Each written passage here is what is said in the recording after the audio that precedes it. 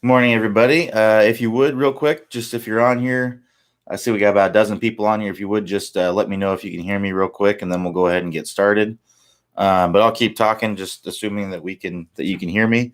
Want to mention a couple things. I mentioned these at all office hours. Just want to go over them real quick. Essentially, we are live from my house.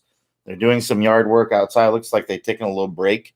But there might be some background noise, blowers and stuff. I apologize if that's coming through on the mic, but um, also, if somebody comes to the door or something like that, I'll have to go answer it, and the dog might bark. If I disappear for a second, that would be why. Dwayne, thanks for letting me know that you can hear me. Great. And then also, I'm only going to be answering questions that were asked during the office hours. So I know after the office hours yesterday, there were tons of questions that came in overnight and things like that. So I won't be answering any of those. Only questions are asked during the office hours. This is just so people who are here live can get their questions answered when they're here. Just want to make sure that we're doing that. And then the last thing I wanted to mention is that a lot of the questions that I get are kind of the same questions every day, like how do I fix my slice or something like that. If that's the case, we have a course that takes you all the way through that and lets you know, takes you through the whole program of how to get rid of your slice. So if that's the case, I'm not going to go through the whole thing on here. I'm just going to send you to the website where you can get help with your slice going through the course. So without further ado here, let me get a drink and then I'll get started. All right. Just bear with me here while I get a drink going here. All right.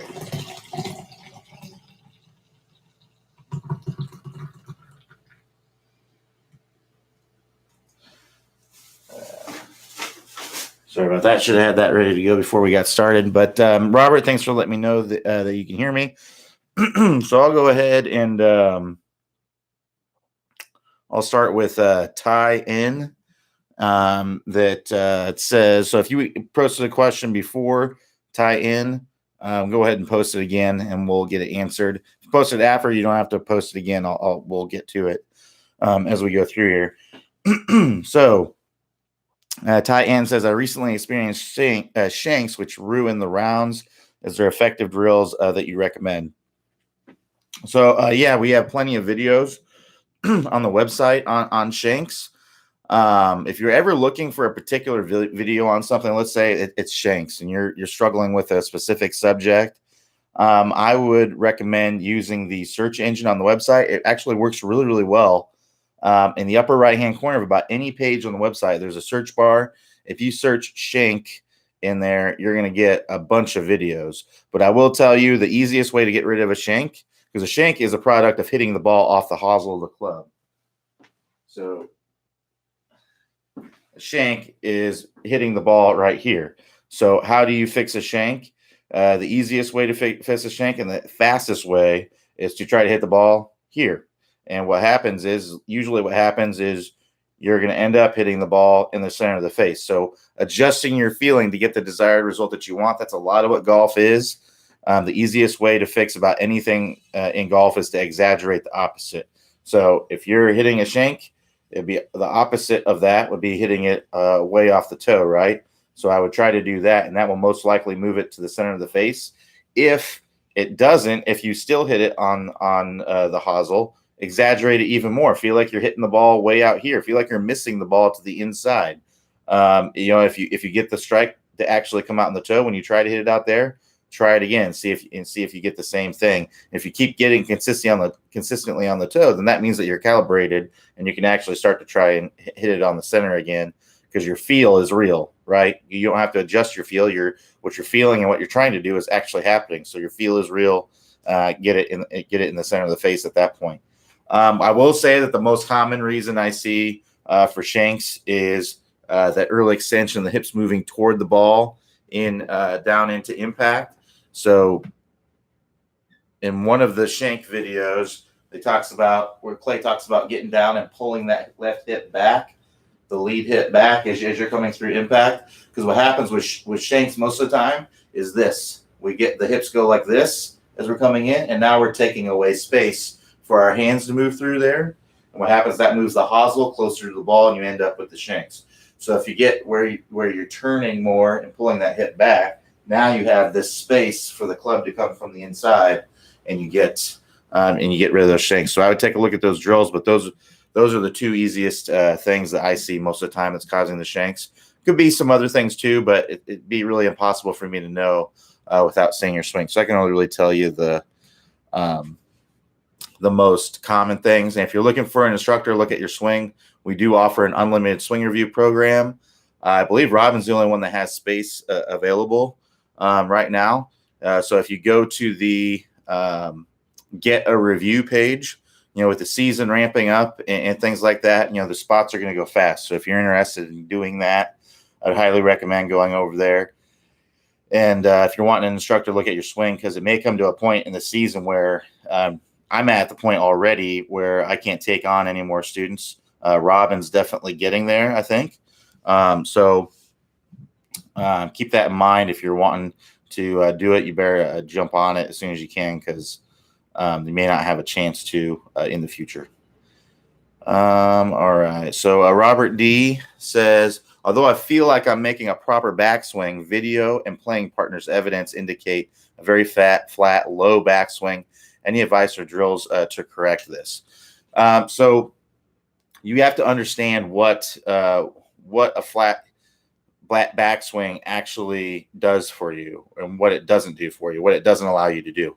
Everything you do to change your technique, everything you do, it has to be to improve what's happening at impact. So if there's something at impact that you want to improve, you have to look at your swing and how to improve that thing at impact. You can't look at your swing and think, well, I have to improve that, because then you have no idea what that's actually improving. So what does a flat backswing, what are the pros and cons of a flat backswing versus a more vertical backswing? So a swing that's like Matt Kuchar's versus a swing that's like Bubba Watson. So I think that kind of tells you right there that you can play good golf with either swing. There's just pros and cons to each one. So a flat backswing, so I would consider a flat backswing to be one where your arm plane is kind of matching your shoulder plane. So as I'm going back here, see how my arm plane is matching my shoulder plane? So this would be like a Matt Kuchar. And then a vertical swing would be where you're bringing the club up more. So your hands are higher, they're more above your head. So higher, more vertical swing, Bubba Watson, okay, something like that, vertical swing. That's going to be aid in helping you to get more distance. You're going to be able to get the hands higher, creating more space to accelerate the club. So the more space and time you have from the top of the club to accelerate the club, the more club head speed that you can generate. So that's a plus for you. If you're really, really struggling with distance, then I'd be looking at trying to get more vertical with your swing. Now, what's the disadvantage of that? So now once you get the hands up here, you're vertical. Now you've got to get the hands to come down in the downswing. It's a little bit harder to shallow out the club. So if you're up here and you come down steep, you're typically going to come down steep when you're more vertical, because it's a little bit harder to shallow out the club. So that's kind of the disadvantage to it. And it's the opposite for a flatter swing. If you're flatter, it's arguable that you're more consistent if you're flatter, because you're basically on plane already. You don't have to do anything. It's just straight back and then straight through. It's kind of like a one plane, not necessarily, but as close to a one plane as you can really get is staying on that shoulder plane throughout the swing. And now you don't have to shallow the club. You're just coming right back down on the same plane you went up. So that's essentially the advantage of it. But the disadvantage is I'm not able to get as much speed from this position because I don't have as much space to accelerate the club. So if you're someone who's really struggling with your distance, then I would maybe look at trying to get a little bit more vertical with your swing. The first thing that I would do is first make sure that you're getting a big shoulder turn. Because if you're getting a a little bit of a shoulder turn, that's going to be the number one thing to help you get distance. So I would try to do that first before you try to get your hands more vertical. And then once you're seeing that, then I would try to work on getting the hands more elevated. So that would just be doing some practice swings where you're going to feel like you need to lift more. Because a lot of times when they swing flat, they think all rotation. So that's what gets them to this position is they just think rotating the shoulders. But what gets you to that high position, it's rotating and lifting. So if I don't rotate at all, the golf swing is basically like this, where I'm just taking the club and putting it up over my right shoulder, my trail shoulder. That's all the golf swing is if there's no rotation. You add the rotation in there, and now I'm at that position at the top of where I'd like to be. So you have to feel like you're lifting up, and that's coming from these your front shoulder muscles, your deltoids. That's what's lifting the club up. So that's what's going to help you get that club up higher. So I just do some practice swings where you're going up to the top, raising that club as much as you possibly can, exaggerate it as much as you possibly can, get to where you're at doing full speed. You can't just do little slow speed practice swings and expect to be able to do it in a swing with the golf ball there. You got to get where you're at full speed with it, exaggerating it as much as possible. And then once you get there, then try to add the golf ball and see if you can get it with the golf ball there. Now, if you're talking about a flat swing, the other kind of flat swing where you're coming up out of your posture, you're standing up, that's a different story. That's not the same as what I'm talking about here. So you need to make sure that you're staying in your posture. So that's going to be, there's actually a great drill on the website. It's shoulder to shoulder. So if you just use the search engine and search shoulder, TO, shoulder to shoulder. And what you do in that drill is you put a club across your shoulders and you turn back, and you got to make sure that butt end of the club is pointing down toward the ground. You also have to make sure that you're going shoulder socket to shoulder socket. What I see a lot of people do with this drill is they'll have the club like this. So they'll turn, and then they'll have the club like that. They'll be flat, but then they'll have the club to where it's like that, making them think that it's that you're actually in that nice steep shoulder position, but in reality, they're like this, all right? It's really, really flat. So make sure that you're putting that shoulder to shoulder. If you have a shirt like what I'm wearing today where you have stripes on it, put it on the same, see how I have it on the same level there? You can put it, you can really easily see that on camera. That's really, really important to film yourself kind of doing the drills as well, especially if you're out doing it on your own, because, feel isn't always real. We know that. So we have to take a look on camera, get the feedback from that to make sure that we're doing it the way that we intend to. So you're turning back in the backswing, you got that shoulder angle steep there, and then you're turning through and the shoulder angle is steep there. So it's working on staying in your posture throughout the swing.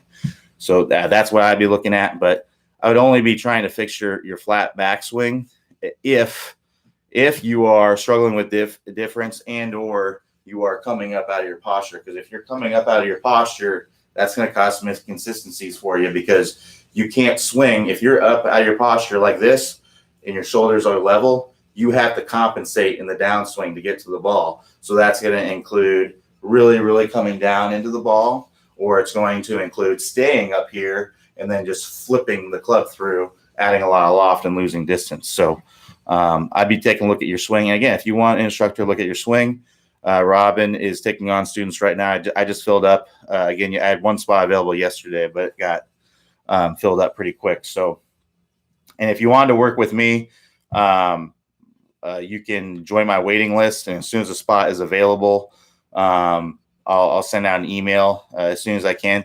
Typically, I like to tell the office hours folks, give them exclusivity, basically telling them, hey, you guys or gals that, hey, I have a spot available, go ahead and sign up. And then if nobody signs up after the office hours, usually I'll look at my waiting list and I'll send out an email to those folks and see if they'd like to join. But other than that, it's just first come, first serve on the website. So make sure you join the waiting list, and I'll get back to you as soon as I can. Robert G, let me get a drink here real quick. It's kind of a longish question, it looks like. Robert G says, I've come to the realization that my limitations on maintaining lag in my swing are mental versus physical.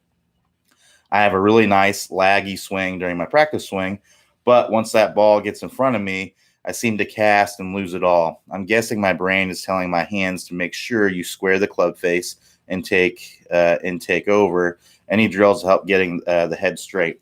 So there's not really necessarily any drills. It's about what it takes to change and make a motor movement happen. So basically, what the good part is that sounds like that you realize is that it's not a physical limitation. So that's the best part there, is that you're physically capable of doing it. It's just that when the speed is ramped up, you revert back to what you're comfortable with. So it's about training your body to do something different. So you can't really get rid of a habit. You can only create a new habit that overcomes that. So that's what you have to do here when you're trying to generate some lag. So the way that it goes about, the way that it takes to make a swing change is you have to do the slow pausing reps. So that's basically about how all the reps go in the system.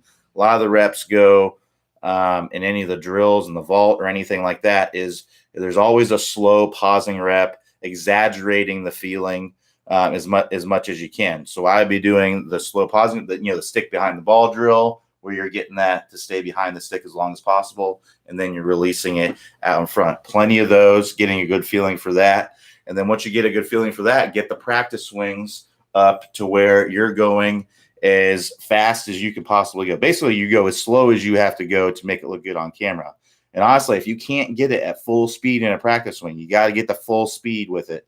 If you can't get the full speed with the practice swing, then there's basically little to no chance you can get it with the golf ball there. So you got to make sure you can get it at full speed in a practice swing first before you try to add the golf ball.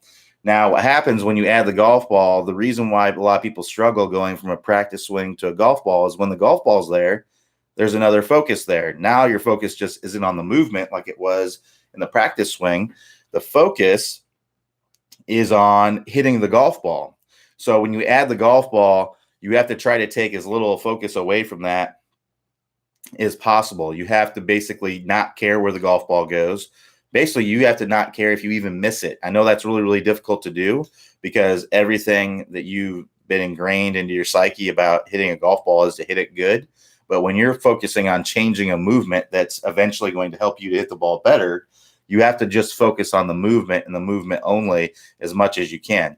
So again, try to create the movement as much as you possibly can. And honestly, if you top it, you miss it, who cares? It doesn't matter. Just get that movement first. And then once you start getting more comfortable with the movement and having the golf ball there, it's going to start to become easier. And then you're also going to be able to start to focus on actually hitting the golf ball as well.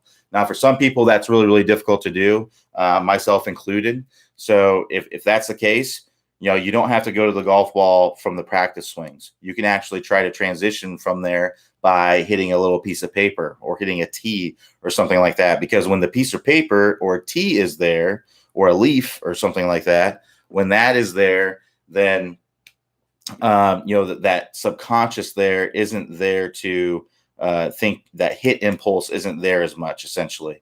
So it doesn't matter if that face is square. It doesn't matter if you top a piece of paper. It doesn't matter how hard you hit a piece of paper or a tee. It's not really going to go anywhere. It doesn't matter if you hit it on the center of the face. None of those things matter if you're hitting that. So subconsciously, you're able to achieve that a little bit better. Now you're getting used to having something there hitting at something, even though it's not necessarily a golf ball. So once you get to where you're full speed with that, then you can try graduating to the golf ball again and again, trying to basically not care where it goes or what happens with it. And then eventually you'll start to get better with it as you move along. So this is what it takes to change a motor movement. So I equate it to a lot of times I've used this analogy, learning how to type.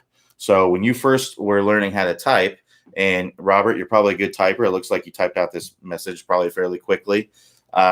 you know, when you first learning at how to type, you were pointing and pecking, you were looking at the screen, and then eventually you started memorizing the keys, and you were pointing and pecking still, but you were getting faster with it because you're memorizing where all the keys were. And then you were told, okay, you got to put your fingers on the keyboard like this. And then you had to memorize what each little finger did. And then eventually you were starting to get that, and you got faster and faster.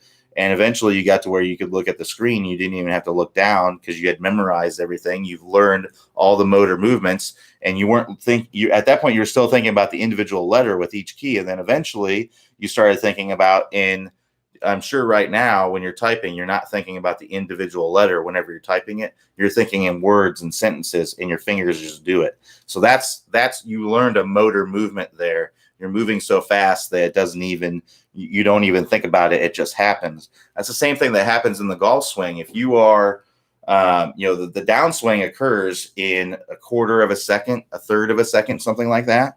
So any change that you're making that's happening in the downswing, you have to train yourself to do that. So lag is happening in the downswing, right? So we have to train ourselves to be able to do that. Now, things in the backswing are a lot easier. So usually I can get somebody making a good shoulder turn fairly quickly because it's not a motor movement that they have to learn. It's, it's happening in the backswing. It's happening when it's slower. Now, it doesn't always work that way, but things in the backswing are typically easier to fix.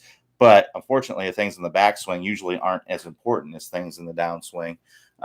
Really, the shoulder turn is really the biggest and main thing there. So hopefully that helps you understand kind of what's ahead of you. But what I recommend is try to get faster every single day. Try to get better with it every day. Work on it 20, 30 minutes a day. Doing reps at home, you don't have to go to the driving range and hit balls. If you're at the point to where you're not hitting golf balls yet, just do practice swings at home. If you have space inside, hit a piece of paper inside, hit a tee inside, or hit little plastic wiffle balls or something like that in the backyard. You don't have to go to the range because remember, we aren't caring where the golf ball is going initially. So you don't need to work on ball flight or anything like that when you're on the range. You're just focused on the movement and creating that movement. And all that takes is camera and maybe some grass in the backyard or a mat or something like that. So work on it 20, 30 minutes a day, and every single day get a little bit better with it. Then over time, that adds up to a huge improvement. So that'd be my best suggestion for you moving forward. Mike S. says, Clay says you need a 20-degree shoulder spine angle incline at address, but in the stable fluid spine with video 1.3, having the nose behind the ball, center line, and the belt buckle just in front doesn't like anything like 20 degrees. So it sounds like you're a little bit confused about when the 20 degrees happen. So at address, it's actually about 6 to 8 degrees. So at address here, if you have that stick on the ground, right, and you go an inch ahead of it, and then you have your upper body kind of go an inch back, that's going to get you about in that 6 to 8 degree range there. And then that stays stable up to the top. You're still in that 6 to 8 degree range. And then as you're coming into impact, that's when you're increasing to about 20 degrees. So as you're coming into impact and as you get that momentum shift forward, your body, you have a little bit of a lateral shift and you start to rotate open. That's when you get to that 20 degree range. So hopefully that makes sense, but that's level 3. So level 1 and 2 are about getting in a good angled away position at address, 6 to 8 degrees. And then the last level 3, is about getting into that more angled away position at impact. All right. Oops. The mouse wasn't working there. There we go. David C. David C. says, missing short putts, would you recommend purchasing one of your eye mirror tools? If so, which one? Eyeline Golf has several mirrors. I mean, they just vary in size. They all do the same thing. So, I mean, any one of those would be good.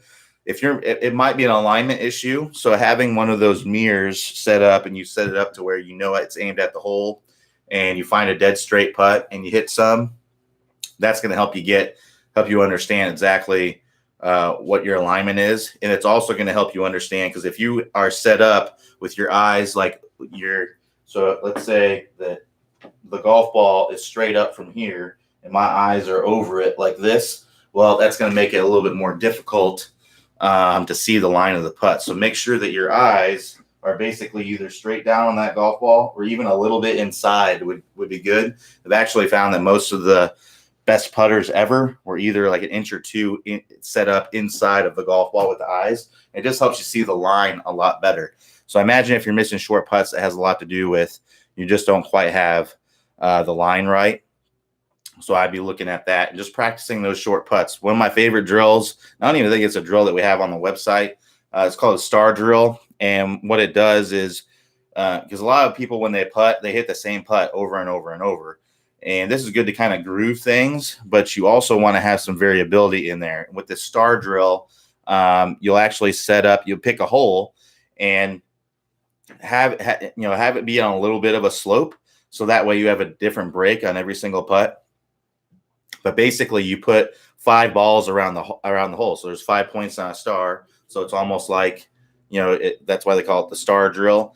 And you hit all those from the same distance. So you'll start out with, I did this putting drill in college all the time. So you start out about 3 feet away, have 5 balls evenly spaced around the hole in a circle. Some people call it the circle drill as well.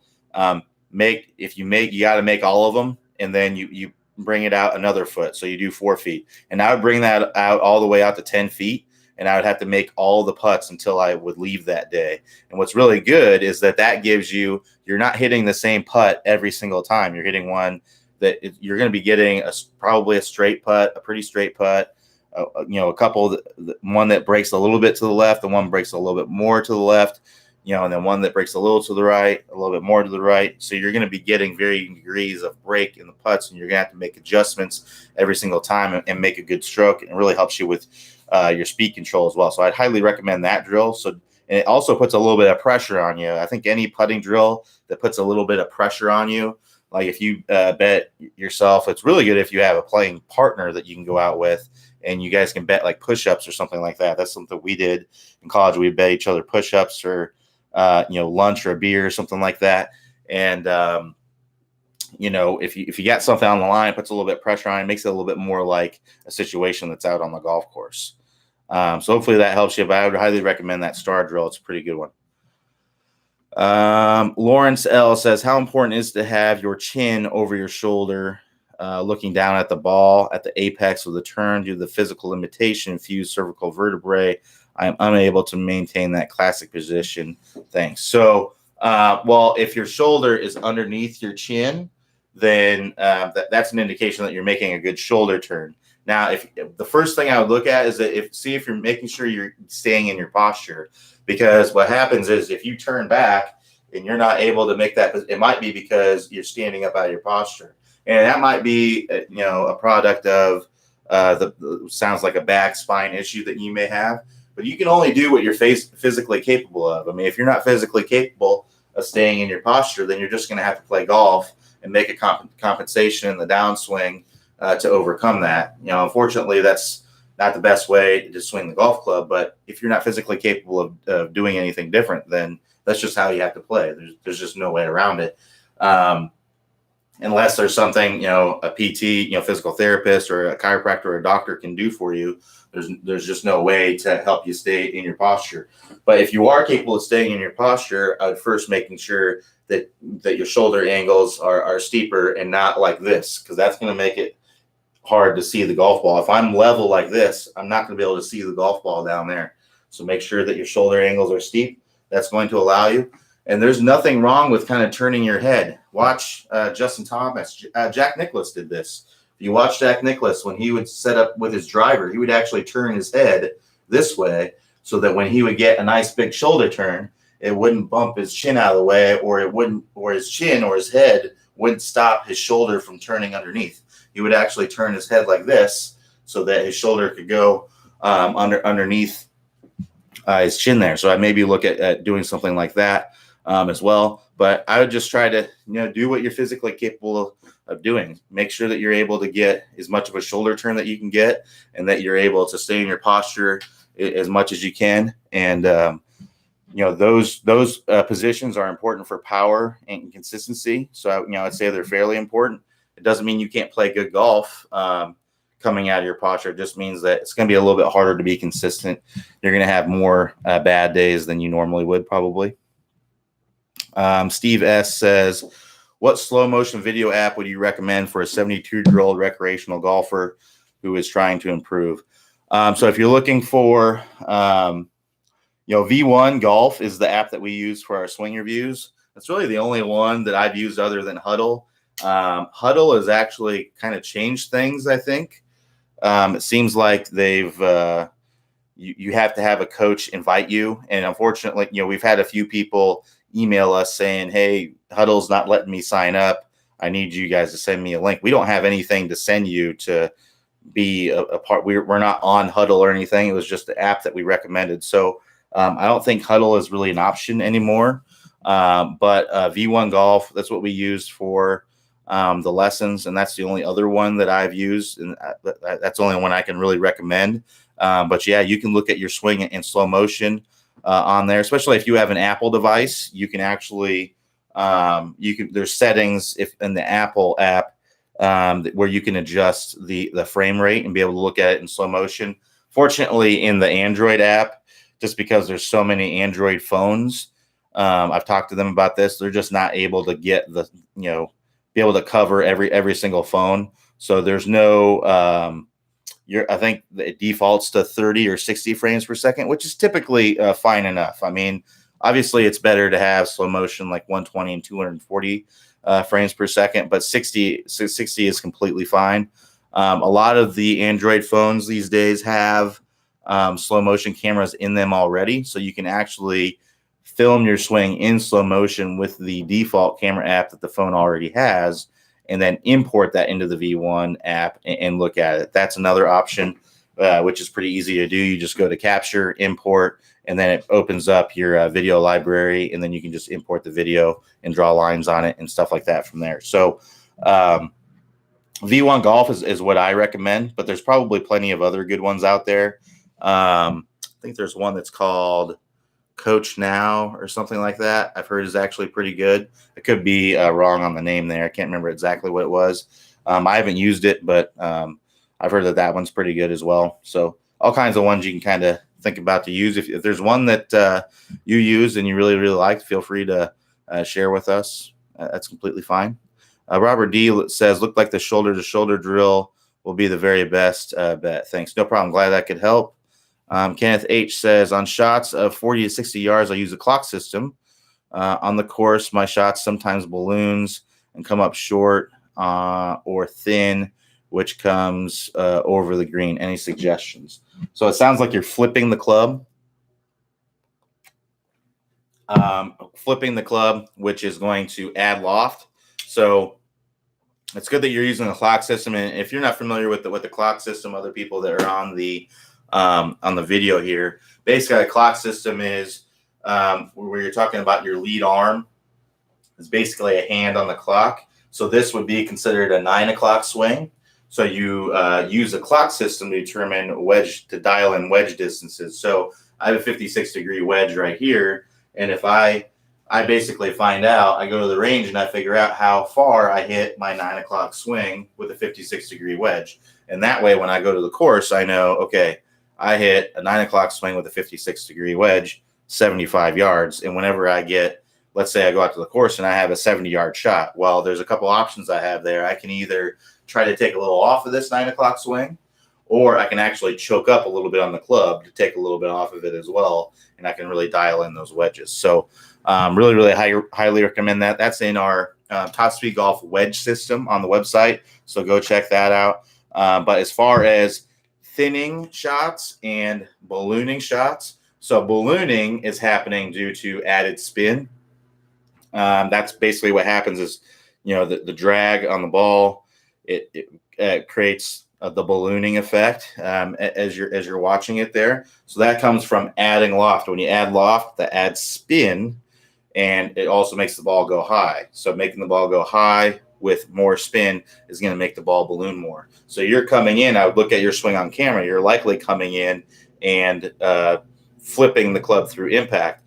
Now what happens is when you catch it right, you get that ballooning shot, And then sometimes, because you're flipping through impact, you come in thin because you can't really take a divot when you're flipping with the club, because the club is shallowing out late at the golf ball. So it's coming in really, really level with the turf. Ideally, you would have forward shaft lean. You're hitting down on the ball a little bit and then hitting down and through the ball. And that allows you to get compression. And that also allows you to get that easy ball first contact more often. And that contact is also a little bit higher on the face. So if you look here, if I have a ball, let me grab a ball here.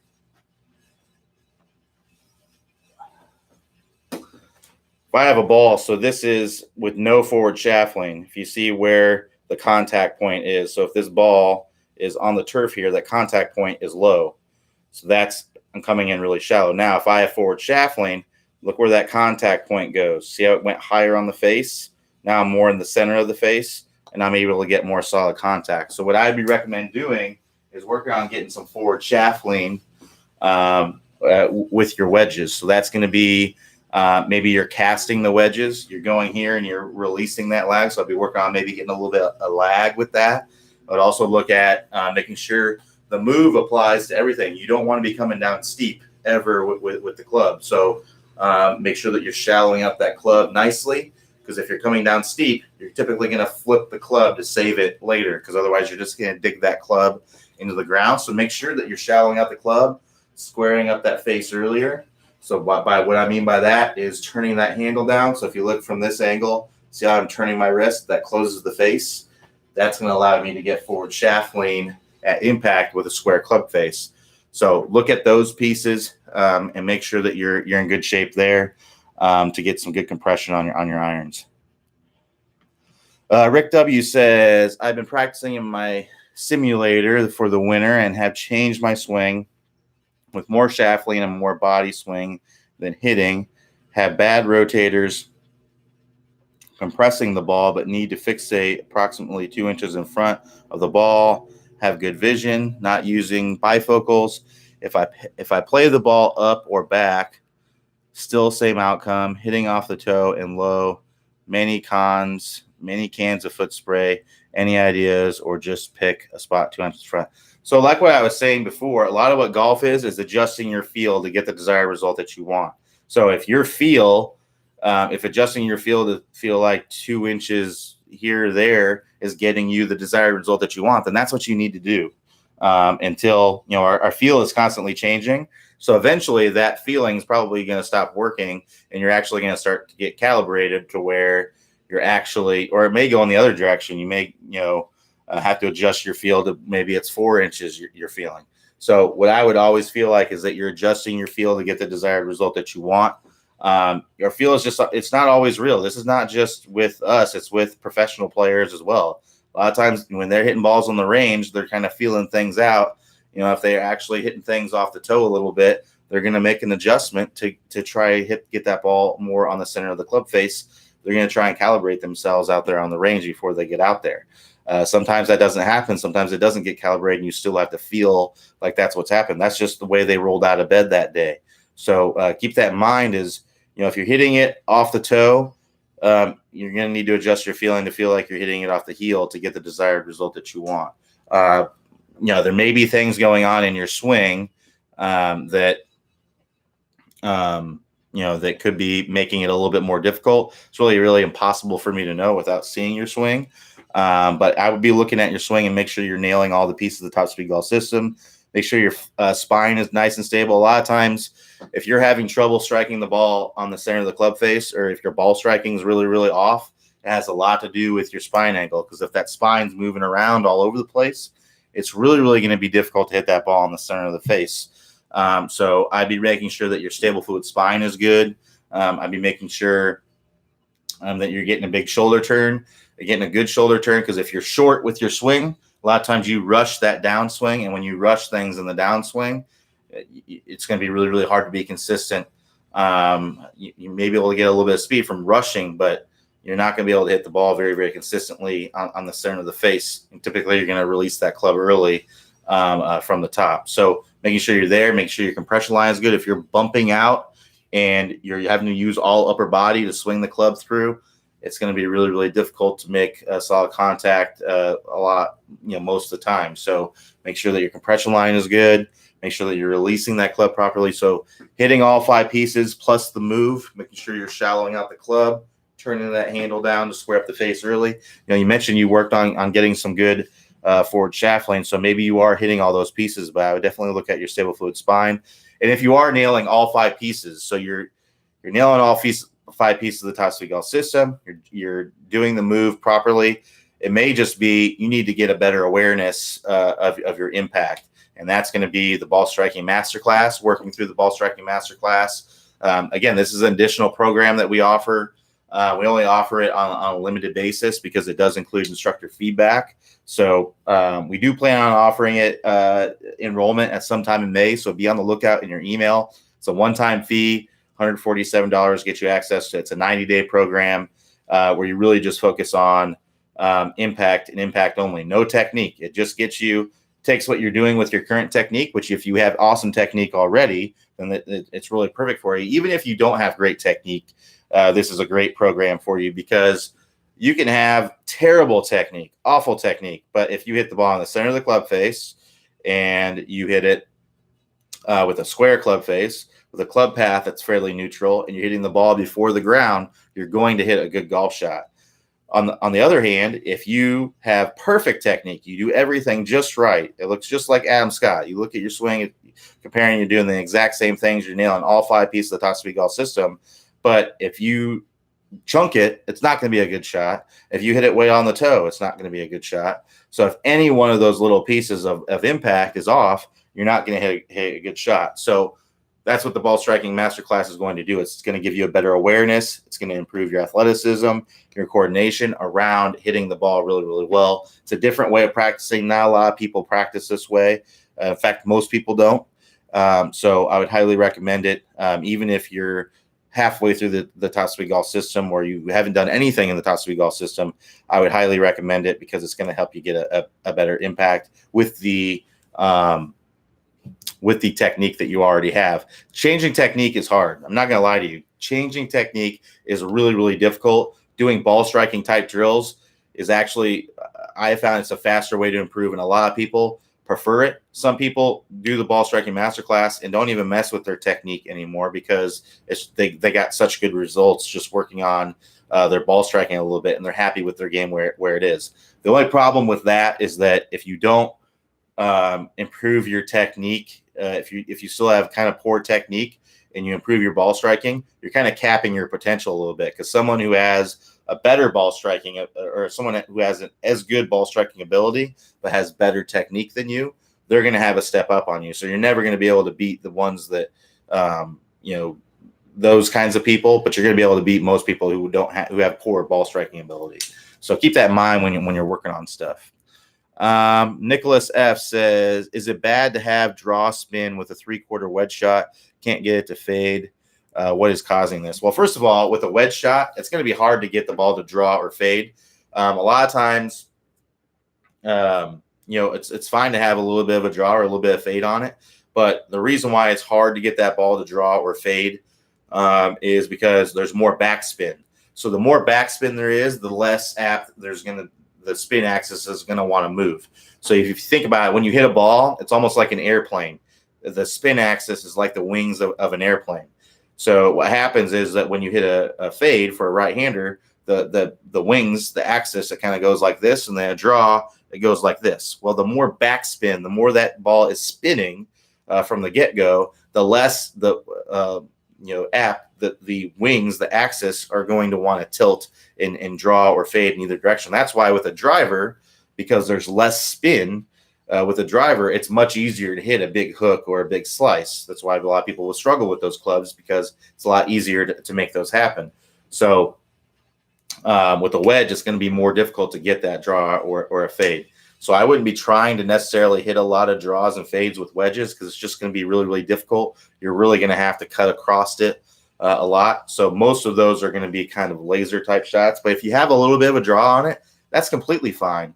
But if you're trying to get a fade, I would actually try to hit a slice. I would try to cut across it as much as you possibly can, because It sounds like naturally for you, you kind of swing from the inside, get that club working from the inside, which is going to make it a lot easier to hit a draw. Well, if your club path is moving into out, it's going to be really, really hard to hit a fade unless you leave that face very much open. So what I would try to feel like is that you're really, really cutting across the ball, swinging more out to in as much as you can. Try to get that ball to slice as much as you can. And then at that point, all you have to do is ease off of it to get a little bit of a fade. But like I said, it's going to be difficult to do with a wedge. Trying to hit the more loft the club has, the more spin you're going to be able to generate typically. So it's going to be a lot more difficult to get the ball to curve very much. That's why lower lofted clubs, drivers, 3-woods, hybrids, those clubs are a lot easier to draw and fade or slice and hook, whatever it might be. Robert L. says, I've been working on improving an angle of attack on my driver swing into out. Would the same move apply to irons? I've gone -5 to +2 with my driver. So no, you wouldn't want to hit up on irons. Irons, you're hitting off the turf, right? So if you hit up on a ball that's off the turf, you're going to be hitting the ground before the golf ball. So you don't want to hit up on your irons. It's only with the driver because you're teeing that ball is teed up in the air. So if you have the ball is teed up in the air so that you can hit up on it as you're coming up into the ball. So that's going to help you lower the spin and launch the ball higher, which is going to be better for distance. But with irons, because you're hitting them off the turf, you're going to want to be hitting down. So your angle of attack, you want to be down a little bit. So it sounds like you were down a half a degree with the driver, which is actually pretty good. I mean, that's not bad at all. Obviously, +2 is better. +2 is going to help you get some more distance. Going to help you lower that spin a little bit. It's also going to help you to get a little bit higher launch. Most likely, you're getting a higher launch, so that should be helping you with your distance a little bit. But with irons, typically you're going to look at your average tour player with like a 3-iron is going to be, about 3 degrees down somewhere in there, and then you go all the way down to a wedge. They're going to be on average 6 to 7 degrees down on the ball. Keep in mind that's not very much. That's still coming into it very, very shallowly. Because if you think about 1 minute on the clock is 6 degrees. So if you think about it, that's the max that they're typically hitting down the ball. And that's an average. Some tour players are hitting down the ball 8, 9 degrees with certain clubs. But most of the time, on average, with a wedge, it's going to be in that 6 to 7 degree range. And then with a 3-iron, you're looking at 2.5, 3 degrees. And that's just, it incrementally increases as you go through the bag. So keep that in mind when you're working on stuff. You want to be hitting down on shots that are off the turf. If you were to hit a driver off the turf, you wouldn't want to hit up on it, but most people don't do that. So John C. says, irons, I keep hitting behind the ball. Is this because I am dropping my left shoulder? I never mind. You just answered my question when I come down too steep. Thanks. So it's hard to say individually. There's lots of reasons why you can be hitting behind the ball. I wouldn't say that I necessarily answered your question before. I'm not sure what exactly you're referring, but there's all kinds of reasons that you can be hitting behind the ball. It could be what you're talking about, not necessarily the left shoulder, but the back. If you're really dipping back and hanging back a lot and not getting a proper weight shift to your lead side, that can cause chunks and things like that. But we have a stop chunking and topping section on the website. I haven't mentioned this yet, but the best way to get to the course is on the website. You click the little house icon. It's at the top of about any page on the website. Click that house icon, scroll down, and you're going to see all the courses on the website. And scroll down and click on Stop Chunking and Topping. I think it's about a 7-video course, 6 or 7 videos. Go through the course, and a lot of it's getting a proper weight shift, making sure that you're staying behind the ball. Because if you are going back and you're getting ahead of the ball, a lot of times in the downswing, you're going to do this. You're going to fall back, and you're gonna end up hitting behind the ball. So make sure you're kind of behind the ball at the start in the backswing, and then you're able to transfer your weight and get to your lead side in the downswing. So I'd be looking at that stop chunking and topping section really, really good for improving that. As well as there's tons of videos on the website. If you just search, even outside, there's some great videos to supplement the course on there. Just search stop chunking or chunking or topping or any of that, and you'll find some more great videos as well. Dennis H says, what is the best way to eliminate my hands flipping at the top of the backswing? So that's going to be the lag section, top speed lag section. That's where you're going to want to go to work on that. That's the best thing that you can do. So what you want to be doing in the downswing, he's talking about releasing from the top. So this is casting, otherwise known as. So as you're getting up to the top of the swing, you're doing this and you're releasing the club from the top of the swing. You're going to want to go to the top speed lag section and work on where you're actually getting up to the top, and this angle actually sharpens up. So you want to sharpen up to about right here and then release and cast out in front, because you are still casting the club.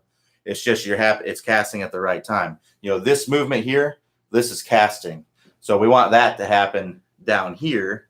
Let me scoot up here. You want that to happen here. That's where you want the casting to happen. That's where it's happening. If it's happening here, then you're burning up all your speed before you get to the golf ball, and you're going to end up adding loft to it and spin and just all these things that really, really reduce your distance. You're going to burn up all your speed as well. So top speed lag section, work through the top speed lag section, generating lag in the downswing, and that's going to be the best way to eliminate that. Elliot P says, I've been blocking shots to the right in windy conditions by trying to lower trajectory and playing a more punch type shot.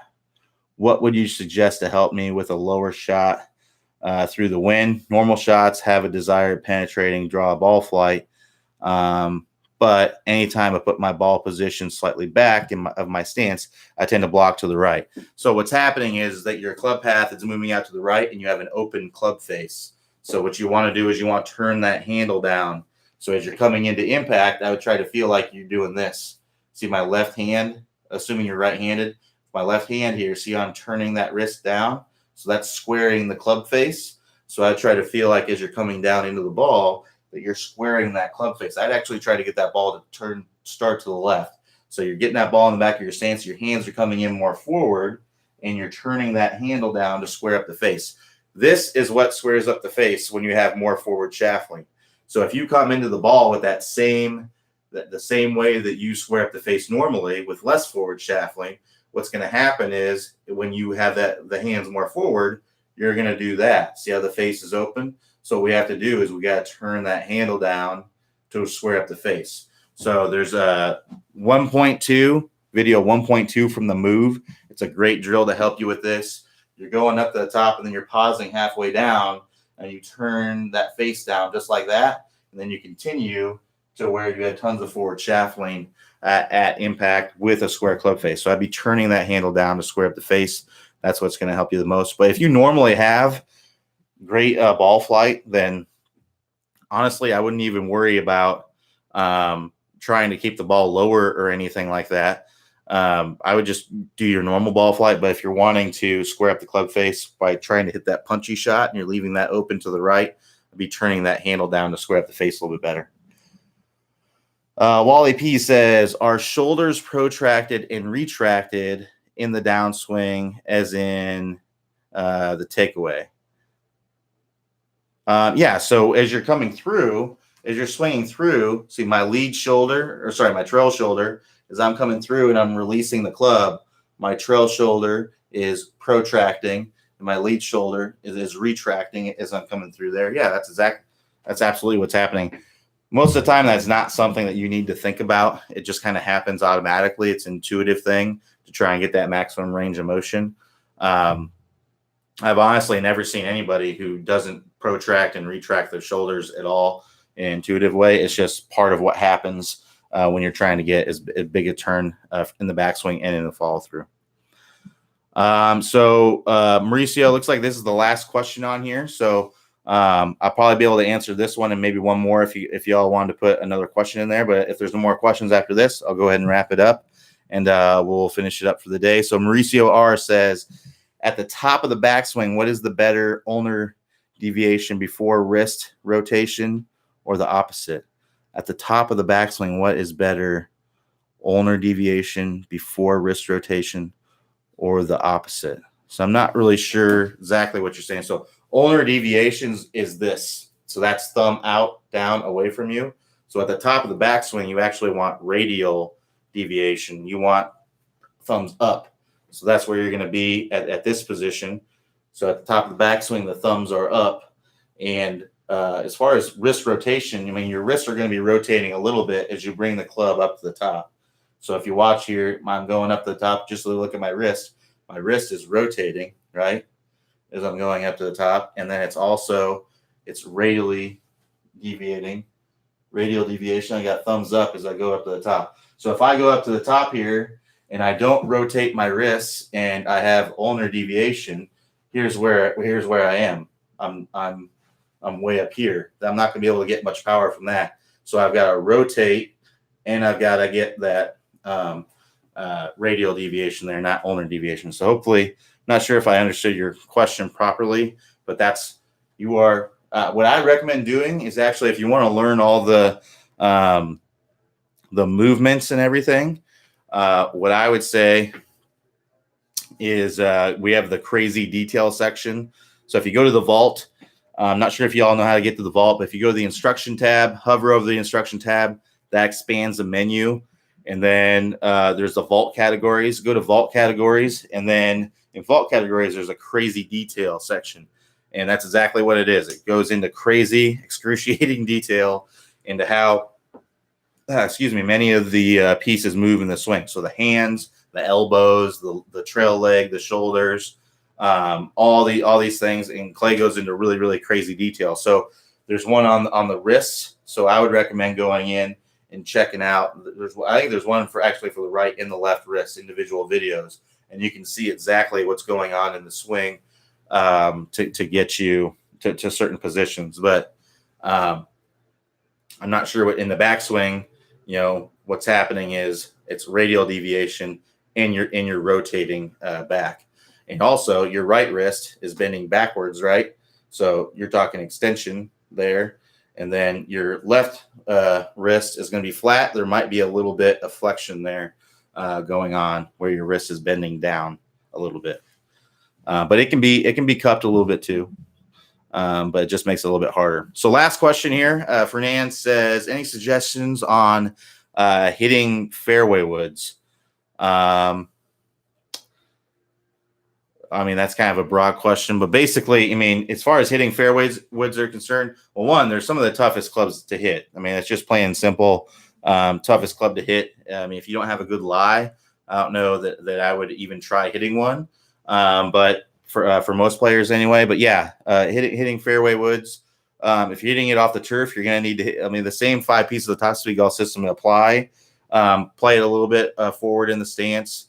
To where you probably would a normal iron. But again, adjust that based on what works best for you. I kind of talked about that yesterday, ball position a little bit yesterday.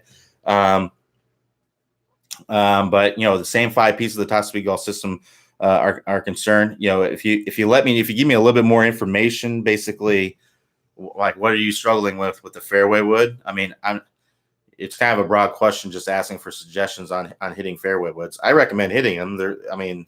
If you need to, for sure. I mean, if you're in a situation where you need to hit a fairway wood, then definitely go for it and hit it. And it's the same 5 pieces of the top speed golf system apply. There's not really much adjustments that need to be made. The only adjustment I would make is maybe just play the ball a little bit further up in your stance. But other than that, I don't really. If you came back tomorrow and let me know what. Okay, it's topping. So Lawrence came in and says topping fairway woods. All right, now we're getting somewhere. So basically, when you're topping fairway woods, that usually means that you're just not getting a proper weight shift. Because what's happening is that when you top a ball, let me get a ball here. When you're topping a golf ball, almost always what's happening is that this club is bottoming out, and then it's on its way up again. So that just means what I also see a lot of times is people play the ball too far forward up in your stance. So I would just play a ball forward at where you normally would with an iron. But a lot of people, they play those fairway woods where they play their driver. So they're playing it either off the inside of their lead foot or off the lead shoulder. And what happens is that's just too far out in front. So if I have, I don't think I have I do have a fairway wood handy. So I got fairway wood here. And there you go. You can see the ball. So I don't have a lot of space here, so I'm going to have to choke up on it. But basically, you play that ball too far forward up in the stance. So this is off of the inside of my foot. And what happens is because we get a wood in our hand, we think that that's where we want to play all our woods. What happens is they come down, the club bottoms out here, and then it's on its way up, and then you top the ball. So what you want to do is basically straight down from the lead ear, or the logo on the shirt here. You can see, actually you can't see a logo on the shirt here. It's blended in with the fabric, but basically straight down from the left ear here. If you just move the ball just like a ball forward from there, that's usually a pretty good position. That's going to get you with a fairway wood. That's going to get you in the right good position. It may be a good position for you just to have it on the lead ear, but most of the time when I see people, they play the ball too far forward in their stance. The ball bottoms out before the club bottoms out before the ball, and they end up topping it. The other thing I see is just hanging back. So they're coming in and they're not getting to their lead side, and they kind of finish like this. So you got to make sure you're coming all the way through, getting everything through to your lead side.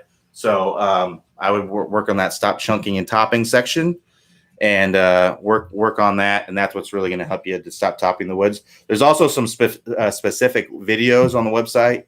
I think that they talk exactly what I was saying there, but let me go ahead and I'll do a quick search for you and see. Let's see here, topping woods. Let's see what happens. Let's see what we get here. Oh, yeah. So how to stop topping your woods, TC009. How to stop topping your fairway woods. So it's going to be talking about, there's two videos in there. So TC009 and TC001. Search those on the website. There's going to be some great drills in there. But basically, I think they talk about a lot. What I was talking about there is just ball position and hanging back and things like that. Those are the biggest issues with that. So everybody, thanks for joining me. We'll be back here tomorrow. Tomorrow is Wednesday, so 9 a.m. Eastern time. I'll be back here to answer y'all's questions, and hope you all have some time to go out and play. In the meantime, take care. Thanks.